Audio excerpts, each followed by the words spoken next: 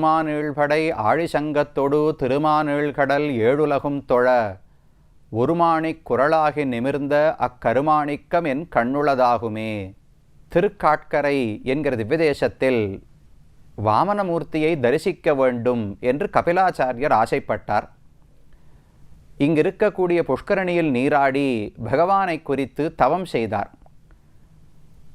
வாமனமூர்த்தி மிக அழகான வடிவத்தை உடையவராம். மாணிக்கம் போன்ற சிறிய உருவம். மாணிக்கம் என்பது மிக உயர்ந்த கல். ஆனால் பார்ப்பதற்கு சின்ன வடிவத்தில் தான் இருக்கிறது. விலை அதிகமாக இருந்தாலும் பெருமை அதிகமாக இருந்தாலும் வடிவத்தில் சிறியது. அதேபோல்தான் பகவானும் ஒரு மாணிக் குரலாகி நிமிர்ந்த என் கருமாணிக்கம் என்று ஆழ்வார் பாடுகிறார். மாணி என்றால் பிரம்மச்சாரி என்று பொருள். குரலாகி சின்ன வடிவத்தோடு குட்டையான பிரம்மச்சாரி வடிவத்தோடு பகவான் தோன்றினார். அவர் தோன்றி உடனடியாக வளர்ந்தார், நிமிர்ந்தார். அவர் நிமிர்ந்து உலகத்தையெல்லாம் அளந்ததை பார்த்து சுத்தி இருந்த பஞ்ச ஆயுதங்களும் கொண்டாடினவாம். பொறுமா நீழ்படை ஆழி சங்கத்தொடு திருமால் நீழ்கடல் ஏழுலகும் தொழ என்று ஆழ்வார் பாடுகிறார். பகவான் திரிவிக்ரமாவதாரம் செய்தபோது உலகத்தில் இருந்தவர்கள் அனைவரும் அவனை வணங்கினார்கள். அவனை போற்றி புகழ்ந்து பாடினார்கள், ஸ்தோத்திரம் செய்தார்கள். அப்படிப்பட்ட பகவான் ஒரு கருமாணிக்கம் போலே அழகான வடிவத்தோடு இருக்கிறார். அவர் என் கண்ணுளதாகுமே, என்னுடைய கண்ணுக்குள்ளேயே இருந்து காட்சி கொடுக்கிறார் என்று நம்மாழ்வாருடைய பாசுரம். அதே போலத்தான் திரிவிக்ரமனை தரிசிக்க வேண்டும் என்கிற ஆசையோடு கபிலாச்சாரியர் பிரார்த்திக்க பகவானே இந்த ஊரில் வாமனமூர்த்தியாக திருக்காட்கரை அப்பன் என்கிற பெயரோடு காட்சி கொடுத்தார். கோவில் மிக அழகான அமைப்போடு கூடியது. உள்ளே நுழைந்தோம் என்றால் பெரிய பெரிய வாசல்கள், அதை சுற்றி இருக்கக்கூடிய பிராகாரங்கள் உள்ளன. நடுவில் அழகான ஒரு சிறு சந்நிதி. அந்த சந்நிதியினுடைய முகப்பு படிகள் ஏறித்தான் பகவானுடைய கர்ப்பகிரகத்துக்கு செல்ல வேண்டும். அந்த படிகளுக்கு கீழே தான் நாம் நின்று கொண்டு தரிசனம் செய்ய வேண்டும். அந்த படிக்கட்டு, அதை சுற்றி இருக்கிற முகப்புக்கெல்லாம் அழகான கவச்சங்கள் சாற்றப்பட்டுள்ளன. அதை சுற்றி இருக்கும் பிராகாரத்தில் பல வண்ணங்களில் நிறங்கள் எல்லாம் பூசப்பட்டு பல வேலைப்பாடுகள், சிற்பங்கள், சித்திரங்கள் அனைத்தையும் இந்த கோவிலிலே நாம் தரிசித்து கொள்ளலாம். அப்படி பார்ப்பதற்கும் பகவானை தரிசிப்பதற்கும் மிக அழகான ஒரு சந்நிதி. இந்த சந்நிதியிலே மற்றுமொரு சிறப்பு உண்டு. உள்ளே நுழையும் இடத்திலேயே ஒரு பிரம்மராட்சசன், பிரம்மராட்சசனுக்கான ஒரு சிலை, ஒரு மூர்த்தி இருக்கிறது. எதற்கு? பகவானைத்தானே வழிபட வேண்டும். பிரம்மராட்சசனுக்கு அதே போல ஒரு யக்ஷி, அந்த யக்ஷிக்கான சிலையும் அந்த இடத்துல காவல் தெய்வமாக வைக்கப்பட்டுள்ளது. எதற்கு என்று பார்த்தால், இந்த ஊரில் ஒரு அழகான சரித்திரம் நடந்ததாக சொல்லுகிறார்கள். ஒரு காலத்தில் ஒரு செல்வந்தன், அவன் பகவானிடத்திலே பிரார்த்தித்தான். தன்னுடைய வாழைத்தோப்பில் காய்ப்பதே கிடையாது, வாழை மரம் காய்ப்பதே இல்லை, பகவான் அனுகிரகிக்க வேண்டும் என்று பிரார்த்தித்தாராம். பகவான் தன்னுடைய கண்ணை திறந்து தன்னுடைய அழகான கண் கட்டாட்சத்தாலே அந்த தோப்பை பார்க்க அன்று தொடங்கி நன்னா காயெல்லாம் காய்த்து பழுத்து நிறைய பழங்கள் கிடைத்தனவாம் அந்த தனிகனுக்கு. அதனால் பகவானுடைய நேத்திரம், அவருடைய கண்ணிலிருந்து வந்த கட்டாட்சம் பட்டு வளர்ந்த பழமானபடியால் அந்த பழத்துக்கு நேத்திர பழம் என்று பெயர் வைத்தார்களாம். அதுதான் இன்றைக்கு மருவி கேரளத்தில் பிரசித்தமாக நேந்தரம் பழம்னு வாழைப்பழத்தை போல சொல்கிறோமோ இல்லையோ, அந்த நேந்தரம் பழம் என்பது நேத்திர பழம் பலம்னு சொல்லப்படுகிறது. பகவானுடைய கண் கட்டாட்சத்தால் ஏற்பட்டது. அந்த தனிகனுக்கு ரொம்ப ஆனந்தம். பெருமான் இவ்வளவு செழிப்பு கொடுத்திருக்கிறார் தனக்கு, அவருக்கு ஏதாவது சமர்ப்பிக்கணும்னு ஆசை. நல்ல தங்கத்தை உருக்கி அதிலேயே ஒரு கொலை, ஒரு வாழைக்கொலைன்னு சொல்லுவோமோ இல்லையோ, அந்த வாழைக்கொலையை போல தங்கத்தில் பண்ணி அதை கொண்டு வந்து பகவானுக்கு சமர்ப்பித்தாராம். சமர்ப்பிக்க வந்தபோது அங்கே ஒரு யோகி அமர்ந்து கொண்டு தியானம் செய்து கொண்டிருந்தார். பக்கத்தில் நம்பூதிரி இருந்தார். நம்பூதிரி சொன்னார், நான் இப்போ தான் குளத்துக்கு குளிக்க போகிறேன், போய்விட்டு வந்து இந்த கொலையை பகவானிடத்தில் சமர்ப்பிக்கிறேன், அது வரைக்கும் இந்த வாசல்லையே வைத்து விடு என்று சொல்லிவிட்டு நம்பூதிரி புறப்பட்டு போனார். தனிக்கன நம்பிக்கையோடு கோயிலுக்குள்ளே அந்த தங்க கொலையை வச்சுட்டு அவர் புறப்பட்டு கிளம்பி போய்விட்டார். திடீர்னு நம்பூதிரி திரும்ப வந்து பார்த்தால் அந்த வாழைக்கொலையை காணும். தங்கம் தொலைஞ்சு போச்சேன்னு அவருக்கு பயம். நேர ராஜாவினிடத்தில் போனார். என்ன நடந்ததுன்னு தெரியல, நான் குளிக்க போயிருந்தேன், செல்வந்தர் வச்சுட்டு போனார், பக்கத்தில் இந்த யோகி மட்டும்தான் இருந்தார், என்ன செய்வது, யார் எடுத்தார்கள் என்று தெரியவில்லைன்னு சொன்னார். ராஜா உடனே விசாரணையே பண்ணாமல் அந்த யோகிதான் திருடி இருப்பார் என்று அவர் பேரிலே பழியை சுமத்தி விட்டான். யோகி இதை கேள்விப்பட்டு ரொம்ப வருத்தப்பட்டார். நான் எதுவுமே தவறு செய்யவில்லையே, பகவானுடைய சன்னிதானத்தில் தவம் செய்து கொண்டிருந்தேன், எனக்கு இப்பேற்பட்ட பழியா என்று வெறுத்து இந்த ஊருக்கு ஒரு சாபம் கொடுத்தாராம். இங்கு இருக்கிற செல்வங்களெல்லாம் போய்விடும் என்று சாபம் கொடுத்தார். தானும் தற்கொலை செய்து கொண்டு உயிரை மாய்த்து கொண்டார். அடுத்த நாள் அந்த நம்பூதிரி கோவிலுக்கு வந்தார். வந்து பகவானுக்கு திருமஞ்சனம் அபிஷேகம் பண்ணா அந்த தண்ணீர் வெளியில போகாமல் அடைத்து கொண்டிருந்தது. என்ன அடைச்சுருக்குன்னு பார்த்தா அந்த தனிகன் தங்கத்துல வாழைக்கொலை பண்ணி கொடுத்தானே அது போய் அடைத்து கொண்டிருந்தது. அதனால தண்ணீர் செல்லவில்லை. அதை எடுத்து பார்த்தா வாழைக்கொலை. இவருக்கு பயமா எடுத்து, ஓ இதற்கானு தானே யோகி மேல பழி போட்டோம், இப்ப இது கிடைத்து விட்டதுன்னு திரும்ப அரசனிடத்துல போனா என்ன செய்வது? போன உயிர் போனதுதான். அவர் தற்கொலை செய்து கொண்டார். அந்த வருத்தத்தினால அவரே ஒரு ராட்சசனாக பிறந்தாராம். பிரம்ம ராட்சசன் வடிவத்தை எடுத்துக்கொண்டு இந்த ஊரிலேயே இருந்து மக்களுக்கு துன்பங்களை கொடுத்து வந்தார். அவர் சொன்ன சாபத்தின்படி ஊரில் இருந்த செல்வங்கள் எல்லாம் குறைந்து போகத் தொடங்கின.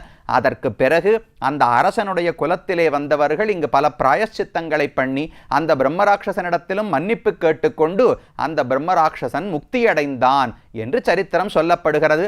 அதற்கு நினைவாகத்தான் இந்த ஊரிலேயே அந்த பிரம்மராட்சசனுக்கும் ஒரு சிலை இந்த கோவிலுக்குள் வைக்கப்பட்டுள்ளது.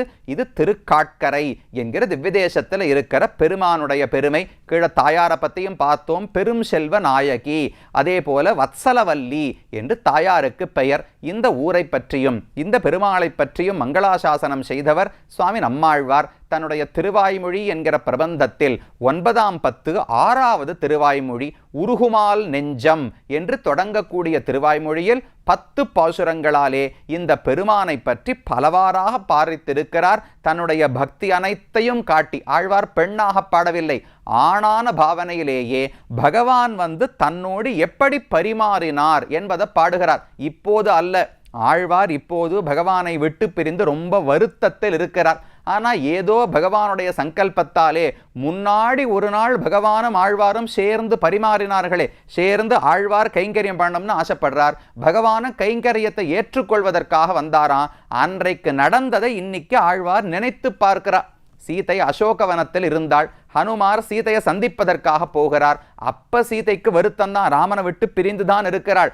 ஆனா அப்போது எப்படி அயோத்தியில் 12 ஆண்டுகள் நானும் ராமனும் ஆனந்தமாக கழித்தோம்னு ஹனுமான் இடத்துல சொல்றா. எதுக்கு சொல்றாள்னா அவளுக்கு நினைவுக்கு வருது, ராமனோடு நன்றாக ஆனந்தமாக இருந்த காலம் பிரிந்திருந்த போது நினைவுக்கு வந்தது. அதே போல இப்ப பிரிந்திருக்கும் ஆழ்வாருக்கு பகவானோடு சேர்ந்திருந்த காலம் நினைவுக்கு வந்ததாம். அந்த நினைவோடுதான் பகவான் எப்படி என்னோடு பழகினான் என்பதை இந்த 10 பாசுரங்களிலே தெரிவிக்கிறார். இதை பற்றி சுவாமி அழகிய மணவாள பெருமாள் நாயனார் தன்னுடைய ஆச்சாரிய ஹிருதயம் என்கிற பிரபந்தத்தில் நூலில் சொல்லும் பொழுது இந்த பெருமான் நம்மாழ்வாருக்கு காட்டின குணம் என்னன்னு பார்த்தால், போகத்தில் தட்டுமாறும் சீலம் காட்கரையிலே கரை அழிக்கும் என்று தெரிவிக்கிறார். போகம், போகம்னா ஆனந்தத்தை அனுபவிப்பது, ஒருத்தருக்கொருத்தர் சேர்ந்து பரிமாறுவது. அந்த போகத்தில் தட்டு மாறும் சீலம். தட்டு மாறுவதுன்னா நாம எப்படி இருக்கணுமோ அப்படி இருக்கணும், பகவான் எப்படி இருக்கணுமோ அப்படி அவர் இருக்க வேண்டும். அப்படின்னா என்ன? நாம் அனைவரும் தொண்டர்கள், சேஷபூதர்கள், பகவான் சேஷி தலைவன் என்று சொல்லப்படுகிறார் அல்லவா. அப்ப நான் போய் பகவானை காணும் பொழுது, அவரை சென்று அடையும் பொழுது நான் என்ன பண்ணணும்? தொண்டனான என்னுடைய நிலையில் மாறாமல் இருந்து கைங்கரியம் செய்ய வேண்டும். பகவான் என்ன செய்ய வேண்டும்? தலைவனான தன்னுடைய நிலையிலிருந்து மாறாமல் நான் செய்யும் கைங்கரியத்தை ஏற்றுக்கொள்ள வேண்டும். அவர் காலை நீட்டணும், நான் காலை பிடிச்சு விடணும். நான் விசிறி வீசணும், அவர் நன்னா காத்து வாங்கிட்டு ஆனந்தமாக இருக்கணும். நான் நன்னா புஷ்ப மாலையெல்லாம் தொடுத்து அவர் கொடுக்கணும், அவர் அதை அணிந்து கொண்டு ஆனந்தப்பட வேண்டும். இவ்வளவுதானே பரிமாற்றம். நான் தொண்டனாக இருக்கணும், பகவான் தலைவனாக இருக்கணும். நான் செய்யும் கைக்கரியங்களை அவர் ஏற்றுக்கொள்ள வேண்டும். இப்படி நடந்தா அவரவர்கள் நிலையில் நிற்கிறோம்னு அர்த்தம். ஆனால் பகவான் என்ன பண்ணாராம்? இந்த ஊரில் காட்டின குணத்துக்கு சௌஷீல்யம், ஷீலம் என்று பெயர் சொல்லுகிறார். ஷீலம்னு சொன்னால் மிக பெரியவன் மிக தாழ்ந்தவர்களோடு வேறுபாடே பார்க்காமல் கலக்கும் குணம் இருக்கிறதே. இப்ப ராமன் குஹன தம்பின்னு சொல்லிட்டார், சுக்ரீவன தம்பின்னு சொன்னார், விபீஷணன் தம்பின்னு சொன்னார். அவர்களுக்கு அதுக்கெல்லாம் தகுதியே கிடையாது, ஆனால் ஏற்றுக்கொண்டாரே. இதைத்தான் சௌஷீல்யம்னு சொல்லுவார்கள்.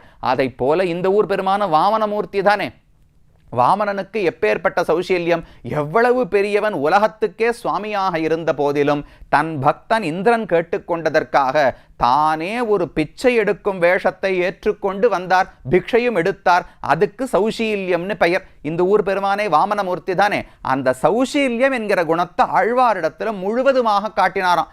எந்த அளவுக்கு காட்டினார் என்றால், ஒருவரிடத்துல பழகும் பொழுது நேர்மையாக எப்படி இருக்கணுமோ அப்படி பழகிறது ஒன்று, நிலையெல்லாம் மாற்றி பழகுவது ஒன்று. சரித்திரம் சட்டுன்னு சொன்னால் உங்களுக்கு புரிந்து போய்விடும். கண்ணன் குச்சேலனிடத்தில் நடந்து கொண்டது போகத்தில் தட்டுமாறும் சீலம்னு சொல்லப்படுகிறது. உண்மையில் குச்சேலர் என்ன பண்ணியிருக்கணும்? கண்ணனை ஆசனத்தில் அமர வைத்து குச்சேலர் கீழே உட்கார்ந்துண்டு அவன் திருவடிகளை விளக்கி அந்த தீர்த்தத்தை தலையில தெளிச்சுண்டு கண்ணனுக்கு குச்சேலர் வீசி இருந்தால் அது சரியான பரிமாற்றம். ஆனால் என்ன நடந்தது? குச்சேலரை ஆசனத்தில் அமர்த்தி அவர் திருவடிகளை கண்ணன் கழுவி அந்த தீர்த்தத்தை தன் தலையில் புரோக்ஷித்து கொண்டு இவர் விசிறி வீசிக்கொண்டு பேசிட்டு நின்றுருக்கார்.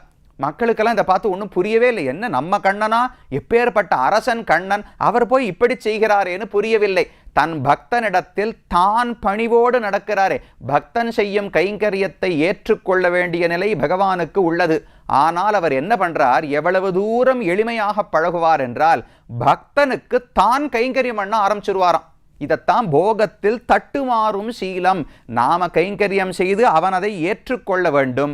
ஆனால் அதை மாற்றி பகவான் என்ன பண்ணார்? ஆழ்வார் போனாராம். பகவானுக்கு நான் தொண்டு செய்ய வேண்டும் என்கிற ஆசையோடு போனார். சரி வாரும், நீர் செய்யும் தொண்டை நான் ஏற்றுக்கொள்ளுகிறேன்னு பகவான் வர சொன்னாராம்.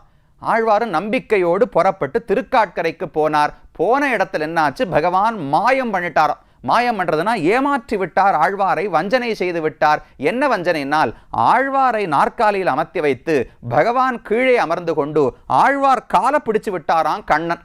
இது ஆழ்வாருக்கு திடீர்னு பயந்து போயிட்டார். இதை நான் தானே பண்ணணும், பகவான் நமக்கு பண்ணுகிறார் என்னால்.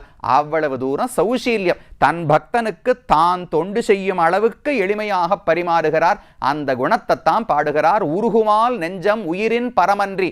என்னால் தாங்கவே முடியவில்லை, என் ஆத்மாவால் பொறுக்க முடியாத அளவுக்கு என் நெஞ்சு உருகி போகிறது. இவ்வளவு துன்பத்தை, உன்னை விட்டு பிரிந்த துக்கத்தை என்னால் தாங்க முடியவில்லை. பெருகுமால் வேட்கையும் என் செய்கேன் ஏழையேன், உன்னை தொண்டனேன், நான் உன்னிடத்தில் ஆசை உடையவன், என்ன செய்வதென்று எனக்கு தெரியவில்லை. திருவெல்லாம் காவிகமழ் திருக்காட்கரை மருவிய மாயந்தன் மாயம் நினைதொரே. திருவெல்லாம் காவி கமழ், எங்க பார்த்தாலும் செங்கல் நீர் புஷ்பங்கள் எல்லாம் நல்லா மனத்தோடு இருக்குமாம். அப்படிப்பட்ட திருக்காட்கரை என் அப்பன், எனக்கு உபகாரம் செய்த தலைவன், தந்தையாக இருப்பவன், மருவிய மாயந்தன் மாயம் நினைதொரே. பகவான் என்ன மாயம் பண்ணார்னால், ஒன்று அவருடைய அழகை காட்டி நம்மளை மயக்கிடுறார். ரெண்டாவது, அந்த அழகே இல்லாட்டா கூட தன்னுடைய எளிமையான நடத்தை இருக்கிறதே, அதை கொண்டு பகவான் என்னை வென்று விட்டான். அவனை நினைக்கும் ஒவ்வொரு க்ஷணமும் என்னுடைய மனசு உடைந்து போகிறது, என்னால் அவனை நினைக்கவே முடியவில்லை என்று ஆழ்வார் பாடுகிறார். மேல ஒரு பாசுரம் தெரிவிக்கிறார். நீர்மையால் நெஞ்சம் வஞ்சித்து புகுந்து என்னை ஈர்மை செய்து என்னுயிராய் என்னுயிர் உண்டான் சீர்மல்கு சோலை தென்காட்கர என்னப்பன் கார்முகில் வண்ணந்தன் கள்வம் அருகிலேன். நேர ஆழ்வார் சொல்றார் பாருங்க, கள்வம் மறைத்து தான் இன்னும் சொல்லிட்டு இருக்கார். கள்வம்னா ஏதோ ஒரு கள்ளத்தனம், ஏமாற்றி இருக்கிறார்னு தெரிஞ்சு போச்சு. என்னது? நீர்மையால் நெஞ்சம் வஞ்சித்து புகுந்து. ஆழ்வாருடைய நெஞ்சத்துக்குள்ள பகவான் வந்து புகுந்தாராம். என்ன சொல்லிக் கொண்டு வந்தார்? நீர் கைங்கரியம் பண்ண போறீர், நான் ஏற்றுக்கொள்ள போகிறேன்னு சொல்லிட்டு வந்தாராம். ஆனா வந்த இடத்துல என்ன ஆயிற்று? ஆட்கொள்வான் ஒத்து என் உயிருண்ட மாயன், என்னிடத்துல அடிமை கொள்ளுகிறேன்னு வந்த பகவான் திடீர்னு மாறி போய் நான் உமக்கு கைங்கரியம் செய்ய போகிறேன்னு ஆழ்வாருக்கு பகவான் தொண்டு செய்ய தொடங்கினாராம். இதை என்ன சொல்றது? இதுதான் பகவான் பண்ண வஞ்சனை. இவ்வளவு கள்ளத்தனத்தை என்னால் அறிந்து கொள்ளவே முடியவில்லை. என்னிடத்தில் அவ்வளவா பகவானுக்கு அன்பு இருக்கும். என்னை அமர்த்தி அவன் கைங்கரியம் செய்யும் அளவுக்கு என்னை உயர்ந்தவனாகவும் தன்னை தாழ்ந்தவனாகவும் நினைத்து கொண்டு என்னிடத்திலே பகவான் பரிமாறினார் என்ன அவனுடைய சௌசீல்யத்தை பார்த்து விக்கித்து போய் ஆச்சரியப்பட்ட ஆழ்வார் 10 பாசுரங்களாலே பாடுகிறார். இது திருக்காட்கரை என்கிற திவ்யதேசத்திலே வாமனமூர்த்தி சௌசீல்யம் சீலம் என்கிற குணத்தை காட்ட ஆழ்வார் பாடின பாசுரங்கள் ரொம்ப அழகான பாசுரங்கள். அடியனதோ நேரம் இல்லாமையால் ஓரிரு பாசுரங்களை மட்டும் விண்ணப்பிக்கிறேன். நேரம் இருக்கும்போது நிதானமாக படித்து பார்த்தீர்கள் என்றால் எவ்வளவு அழகான பரிமாற்றம் பக்தனோடு பகவானுக்கு உள்ளது என்று புரிந்து கொள்ளலாம். இதோடு திருக்காட்கரை அப்பன் வாமனமூர்த்தி இடத்திலே விடை பெற்றுக் கொண்டு அடுத்த திவ்யதேசம் திருமூழிக்களம், அதை நோக்கி செல்லுவோம்.